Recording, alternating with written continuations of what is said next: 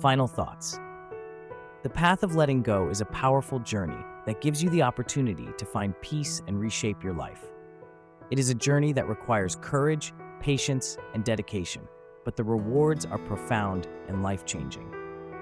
By integrating the power of letting go into your life, you create space for new possibilities and experiences. You will find that you are able to live with more ease and joy as you regain control of your own life. May your journey of letting go lead you to a life full of peace, fulfillment, and happiness. The journey is never really over, but continues to unfold into the future. You have the power to shape your reality and find the inner peace you seek. Move forward with an open heart and trust. The journey of letting go is the path to a new, free, and fulfilling life. Because in the darkness of pain, there is a deep truth. Only through compassion and forgiveness will you find the key to your own freedom. The question isn't whether you'll get hurt, it's inevitable. The question is how you react to this injury. How do you choose now, in this moment, to treat the person who hurt you? The deep cut of the injury. There is an old story told by two monks who were on a long journey. One day, they met a woman standing on the bank of a river and not knowing how to get across. Without hesitation, the older monk lifted the woman onto his shoulders and carried her across the river. The younger monk said nothing, but he could not hide his unease. Hours later, when they had almost reached the destination of their journey, the younger monk finally spoke his thoughts. "Why did you carry that woman? We are forbidden to touch women." The elder monk replied calmly, "I left her by the river. Why are you still wearing her?" This little story carries great wisdom. How often do we carry the pain of past hurts without realizing how it weighs down our soul? We think we are punishing the other person by harboring resentment and anger, but in reality, we are only tying ourselves to this pain. The invisible chains of resentment. Resentment is like a chain that slowly constricts our hearts. When we are hurt, it is normal for pain and anger to build up within us. These feelings are a natural reaction to injustice. But while the resentment is understandable at first, it can quickly become a burden that outweighs the original injury. We often say, "I will never treat this person the same way again." This decision seems to be a protective mechanism, a way to protect ourselves from future pain. But what we are actually doing is holding on to the injury, reliving it over and over again in our minds. We feed it with every day we refuse to let go. But what happens to us when we nurse grudges? It's like we drink poison and hope the other person dies. Anger eats us up from the inside. Our thoughts become dominated by the injury, and we lose the ability to focus on the here and now. Relationships become toxic, and even our self-perception suffers. We become prisoners of our own emotions. The temptation of revenge. Retaliation is a natural response to pain. It gives us a feeling of taking back the control that was taken away from us at the moment of injury. When someone hurts us, we want to see that person suffer. We hope that our anger, our silence, or our distance affects them as much as it affected us. But retribution is an illusion. It only gives us a momentary feeling of satisfaction, but it doesn't heal the wound. Rather, it inflicts new wounds on us. Because the moment we decide to take revenge, we lose a piece of ourselves. We become what we despise. We become perpetrators ourselves. Think about it. How many times have you sought revenge and ended up feeling like it wasn't enough?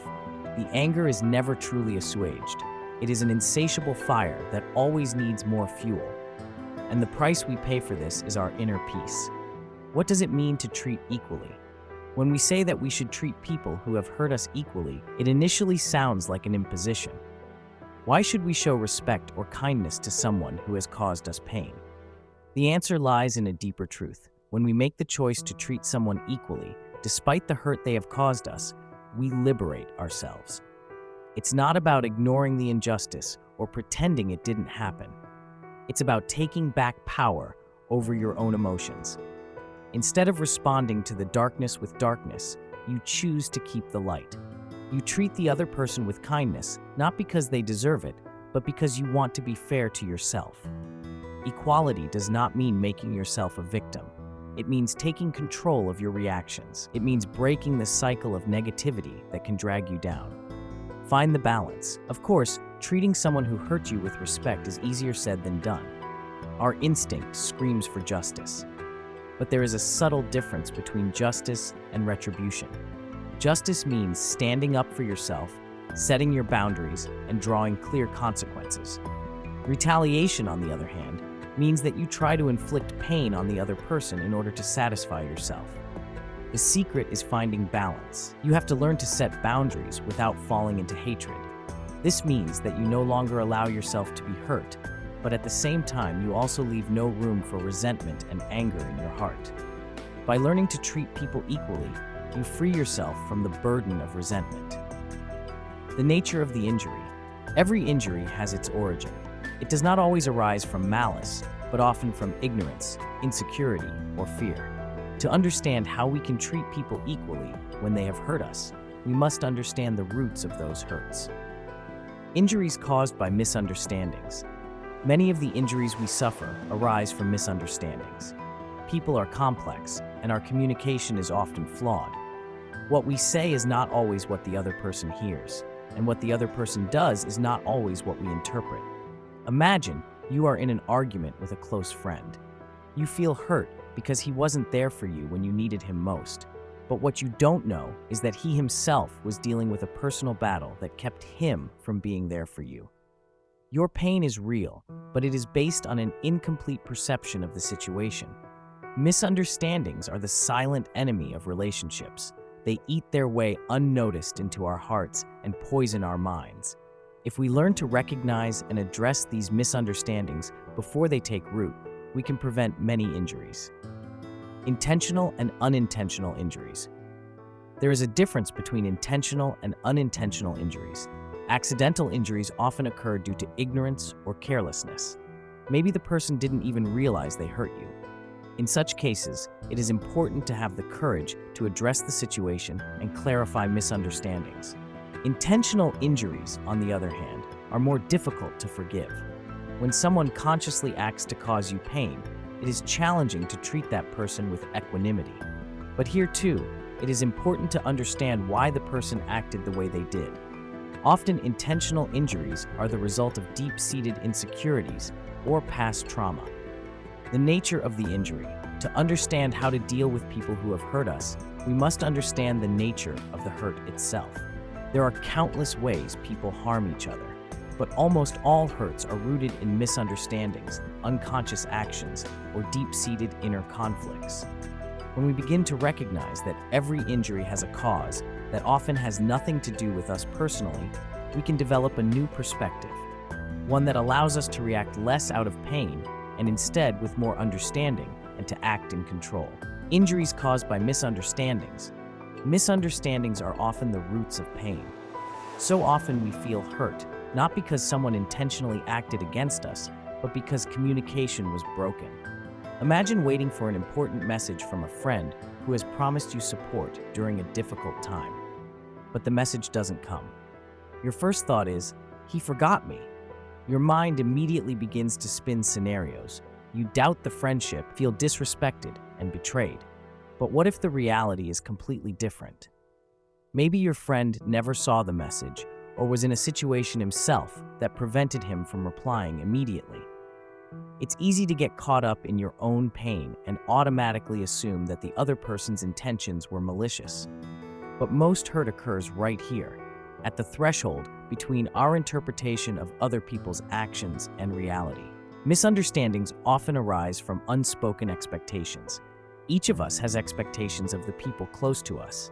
We expect them to understand us without us always having to express our needs.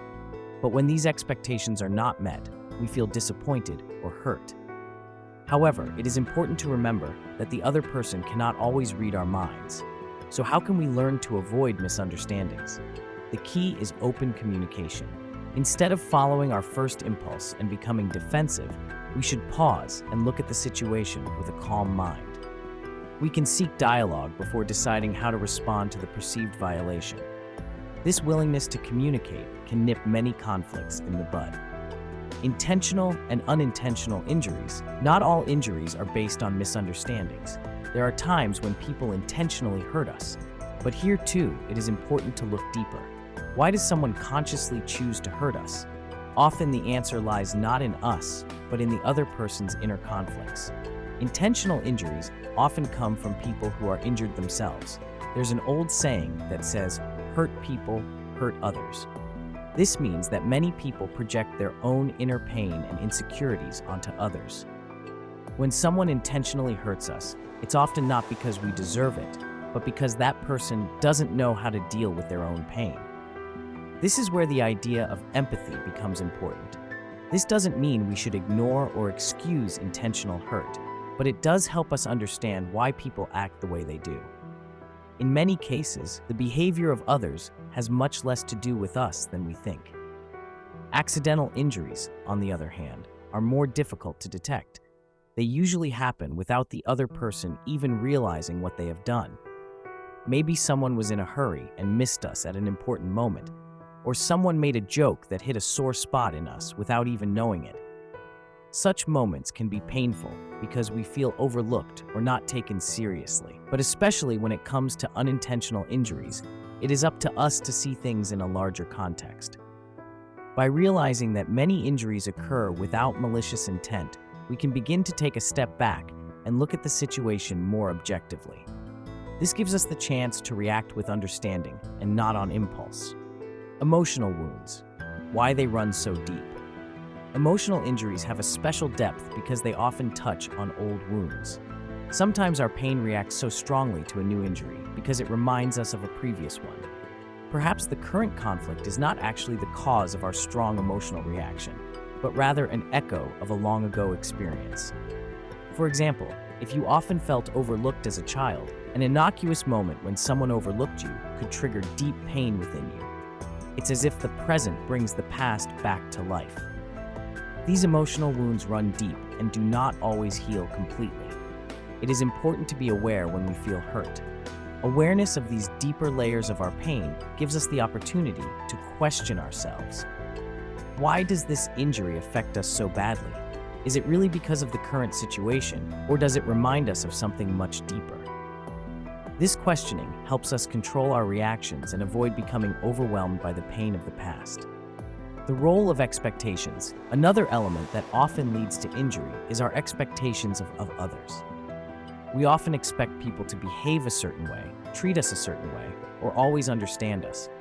But the reality is that no one can read our minds.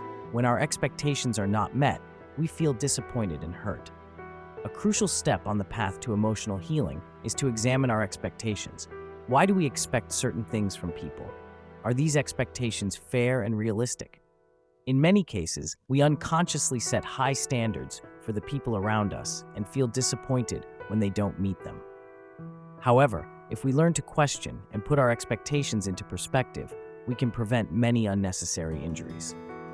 Take responsibility. Understand your own feelings.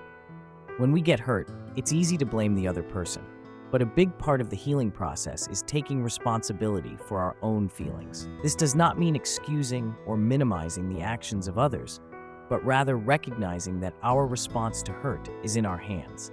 No one but us can decide how we respond to an injury. We can choose to feed the pain and remain resentful, or we can learn to see the situation differently and free ourselves from the burden of the pain. This process takes practice and patience, but it ultimately leads to greater emotional freedom. What does it mean to treat someone equally despite pain? There is a natural reflex in each of us to treat people differently once they have hurt us. We may withdraw, build walls, speak to them in a distant manner, or even avoid them completely. But the real challenge and the path to personal growth is to continue to treat those who have hurt us with dignity and respect. But what does that mean specifically? How can we treat someone equally, even though the pain hits us deeply? The difference between forgiveness and forgetting.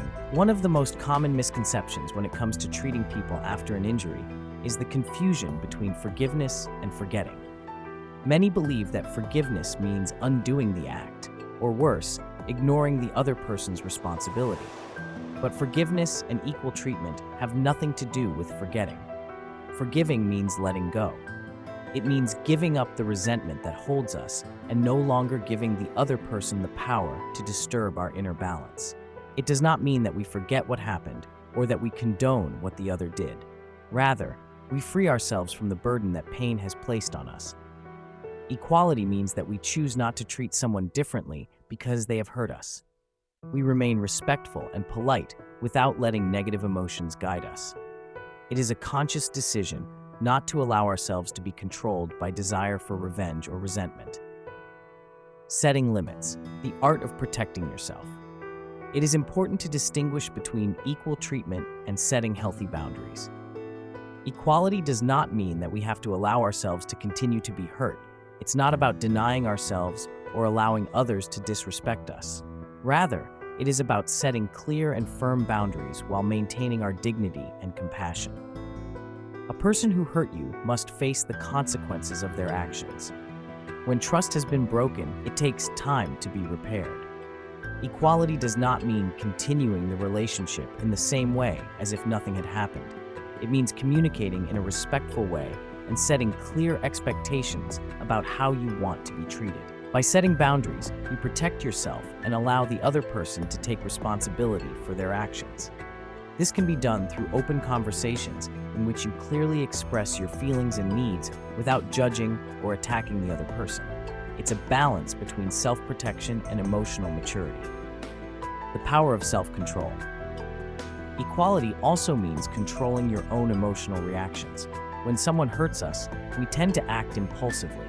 We may scream, become passive-aggressive, or close ourselves off.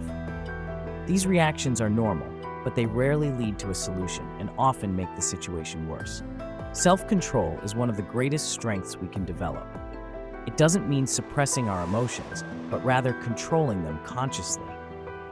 Instead of immediately externalizing the pain and further escalating the situation, we take time to reflect on our feelings and react with clarity. Self-control gives us the opportunity to look beyond the moment. We realize that an impulsive response only pulls us deeper into pain, while a thoughtful response gives us back control of our emotions. When we learn not to react immediately to hurt, we gain the freedom to manage our relationships in a healthier way. Equal treatment as an act of self-respect. It may sound paradoxical, but treating someone equally, even though they have hurt us, is, first and foremost, an act of self-respect. Because by refusing to treat the other person with hatred or resentment, we show that we will not let negativity control us. We prove to ourselves that our worth and dignity do not depend on the actions of others.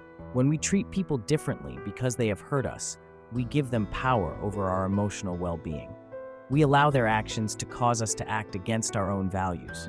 But if we choose instead to continue to treat others with respect, we remain in control of our own reactions. Equality does not mean that we are weak or that we accept each other's behavior. On the contrary, it shows strength. It takes courage and self-discipline to choose a different path in a world that often encourages retaliation and anger. It's a sign that we don't let the pain define us. The healing power of empathy. One of the most powerful powers we can use to treat someone equally, even though they have hurt us, is empathy. Empathy means putting yourself in the other person's shoes and trying to understand the reasons for their behavior. It means recognizing the humanity of others, even when they have wronged us. This doesn't mean we have to excuse each other's behavior, but by trying to understand his motivations, we can gain a new perspective. Perhaps the person acted out of fear, insecurity, or their own hurt. Empathy helps us to see the situation more differentiated and to react less out of pain.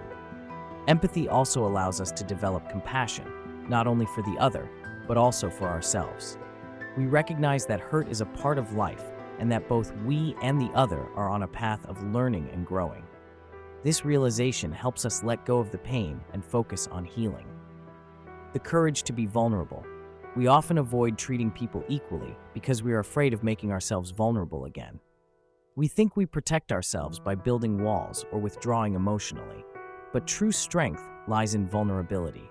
It takes courage to continue to be open and authentic even after we have been hurt. Vulnerability does not mean that we behave naively or weakly. It means that we are ready to face life with all its ups and downs.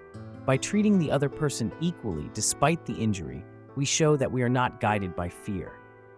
We recognize that pain is a part of life, but that we have a choice in how we respond to it. Courage to be vulnerable means taking the risk of being hurt again, because we know we are strong enough to overcome any situation. It means staying open, even when the world sometimes gives us reasons to close ourselves off. It is this courage that allows us to maintain true connections with other people, even when they have hurt us. Forgiveness, the key to inner freedom. Forgiveness is often seen as something misunderstood, as a gesture of weakness or even surrender. But the truth is, forgiveness is one of the most powerful actions a person can perform. It is the key to inner freedom, because as long as we hold on to the pain that others have caused us, we remain prisoners of our own emotions.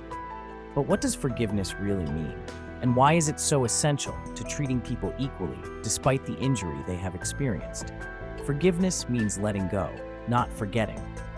Many people have difficulty accepting the idea of forgiveness because they believe that forgiveness means forgetting or trivializing the pain that has been caused to them. But that is a misunderstanding. Forgiveness does not mean denying the act or diminishing its significance. It does not mean justifying or ignoring the other person's behavior. Instead, it means letting go of the resentment that holds us captive and reclaiming the power the other person has over our emotional well-being. When we forgive someone, we don't say, "It wasn't a bad thing you did." Rather, we say, "I won't allow this act to continue to have power over me." Forgiveness frees us from the burden, the negativity that ferments within us and burdens us emotionally and mentally. It is an act of self-liberation. Why forgiveness has nothing to do with the other person. One of the biggest misconceptions about forgiveness is the assumption that it is primarily for the benefit of the other person. Many believe that forgiveness means giving the offender something they didn't deserve. But the truth is, forgiveness has much more to do with ourselves than with the other person. Forgiveness is a choice we make for our own well-being. When we hold on to pain and resentment, we remain trapped in the past and carry the burden of negative emotions. This burden affects our thoughts, our relationships, and ultimately our lives. By forgiving, we choose to lay down this burden and return to the present. It is important to understand that forgiveness is a self-serving process. The other person may never show remorse or ask us for forgiveness, but that doesn't matter. Forgiveness is not dependent on the actions of the other person, but on our own decision to free ourselves from pain. The steps to forgiveness. Forgiveness is rarely a one-time act. Rather, it is a process that requires time and inner work. Here are some steps that can help us on the path to forgiveness. Acknowledging the pain. The first step to forgiveness is acknowledging the pain we feel. It's important to be honest with yourself and not suppress feelings of hurt.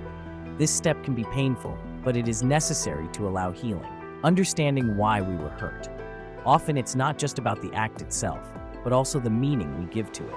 Perhaps the injury hit an old sore spot or touched our deepest fears.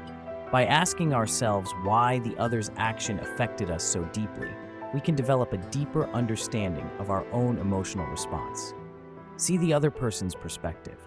A crucial step toward forgiveness is to try to see the situation from the other person's perspective. This doesn't mean we condone each other's behavior, but it does help us recognize that many hurts arise from each other's insecurities, fears, or inner conflicts. Empathy can help us let go of pain. Letting go of grudges. Forgiveness means letting go of the grudges that weigh us down. This is often the most difficult step because resentment can be a deceptive form of control. It makes us feel like we are punishing the other person for what they have done. But in reality, we are just punishing ourselves. By letting go of resentment, we free ourselves from the emotional burden. Forgiveness as a daily practice. Forgiveness is not a one-time act, but an ongoing practice. It can take days or even years to fully forgive. Sometimes old emotions resurface, and it's important to remember that forgiveness is a process. We have to decide again and again to let go. Forgiveness and self-love. Forgiveness is an act of self-love. By letting go of the pain and resentment, we choose to stop hurting ourselves. It may seem difficult at first to forgive someone who has hurt us so deeply, but ultimately, we do it not for the other person, but for ourselves. We deserve to live in peace and not let the past control us. Self-love means that we value ourselves enough to not let negative emotions control us. When we forgive, we give ourselves permission to move on from the pain and move on. It is an expression of inner strength and maturity that allows us to take back control of our own lives. The difference between forgiveness and reconciliation. It is important to distinguish between forgiveness and reconciliation. While forgiveness is an internal process that comes from us alone, reconciliation requires the active participation of both parties. Forgiveness means letting go of resentment and finding peace with the situation, regardless of whether the other person sees their mistakes or not. Reconciliation, on the other hand, is an attempt to repair the relationship and find a way forward together. Sometimes reconciliation is possible, especially if the other person is remorseful and willing to heal the relationship. But in many cases, it is not possible or even unhealthy to reconcile. There are relationships that cannot be saved because the injuries are too deep or the circumstances are too destructive. In such cases, it is possible to forgive without restoring the relationship. Forgiveness allows us to let go of the pain, even if we decide not to have the other person in our lives anymore. It gives us the freedom to move on without carrying the emotional baggage of the past. The healing power of forgiveness. Forgiveness not only has emotional effects, but also physical ones. Studies have shown that holding on to grudges and negative emotions can lead to increased stress, anxiety, and even physical discomfort. Forgiveness, on the other hand, promotes not only emotional well-being, but also physical well-being. It reduces stress levels, improves mood, and promotes general well-being.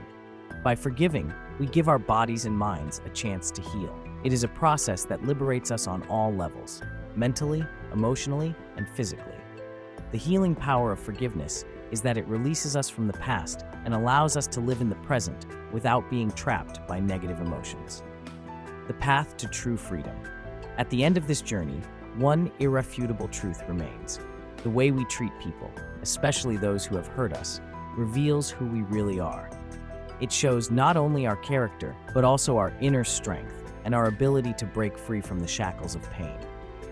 It's easy to let hurt drag us into darkness, to build walls around our hearts, and to treat people differently because they've disappointed us.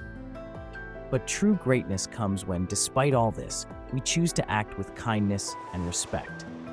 This choice is not a weakness, it is a sign of true power. It means taking back control of our lives, our reactions, and our inner well-being. Forgiveness, self-control, and empathy are the keys to a life not dominated by bitterness and resentment. Treating people equally, even though they have hurt us, takes courage. It requires a willingness to use pain not as a means of revenge, but as a path to healing and growth. It is the courage to be vulnerable and still remain strong.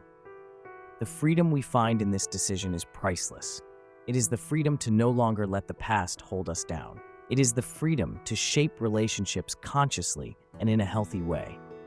It is the freedom to love ourselves by shedding the baggage of resentment and making space for peace. In a world that often urges us to respond with harshness and retaliation, the true revolution lies in living on a deeper level, a level that sees forgiveness and equality as expressions of self-respect and inner freedom. Because in the end, it's not about how others treat us, but how we treat ourselves and the world around us. It is this decision that ultimately makes us better people. By treating people equally, even if they have hurt us, we open the door to a life full of inner peace and self-determination.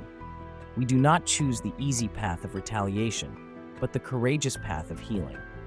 The greatest freedom we can ever achieve is the freedom to live with love, compassion, and dignity despite everything. And this freedom is entirely in our hands.